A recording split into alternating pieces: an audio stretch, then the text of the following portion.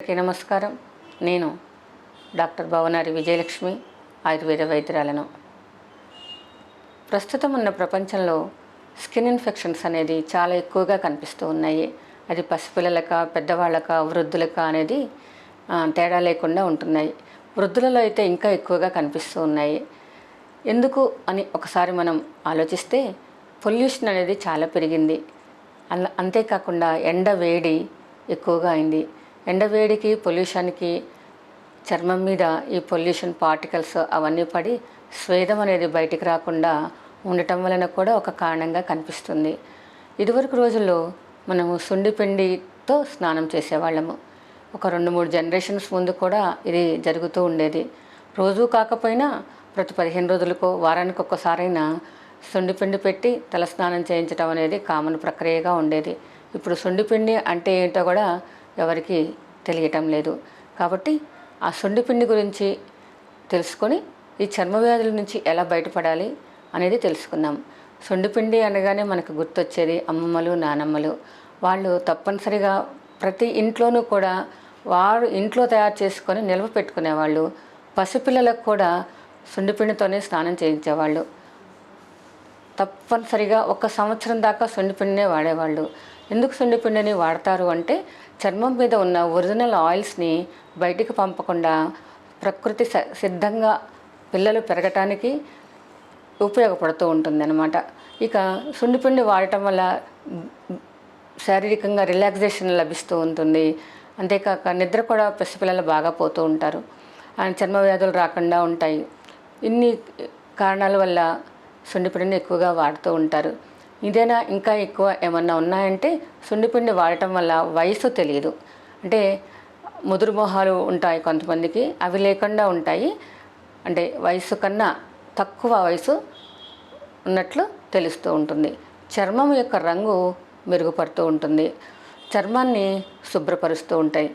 మొటిమలు, మచ్చలు, చర్మ వ్యాధులు రాకుండా కూడా ఇది కాపాడుతూ ఉంటుంది. ఇక ఆరోగ్యకరమైన చర్మాన్ని ఇవ్వటం, ఫ్రెష్ స్కిన్, అందమైన మెరిసే చర్మాన్ని ఈ సుండిపిండి అనేది మనకు ఇస్తూ ఉంటుంది. కెమికల్స్ నుండి ఇది రక్షిస్తూ ఉంటుంది.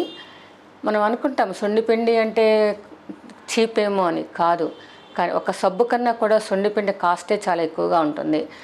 ఇన్ని విలువలు ఉన్న సుండిపిండిలో ఏమేమి వాడితే బాగుంటుంది అనే దాని గురించి ప్రస్తుతం తెలుసుకుందాం.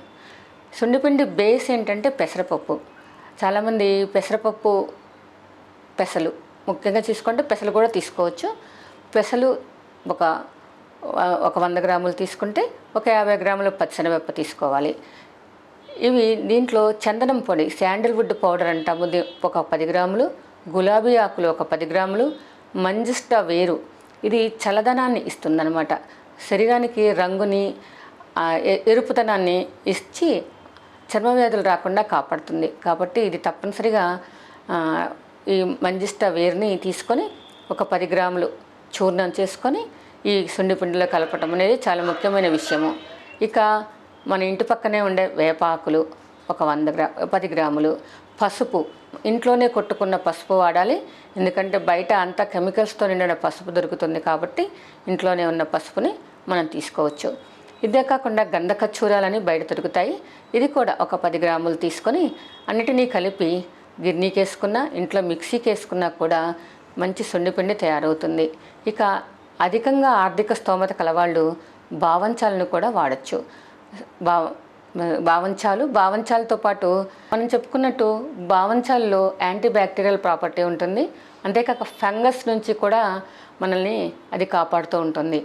ఇక బాగా ఆర్థికంగా స్తోమత ఉన్నవాళ్ళు బాదం పప్పు కూడా ఒక 10 గ్రాములు తీసుకుని దీంట్లో వేసుకుంటే మంచి సుండిపిండి అనేది మనకి రెడీ అవుతుంది.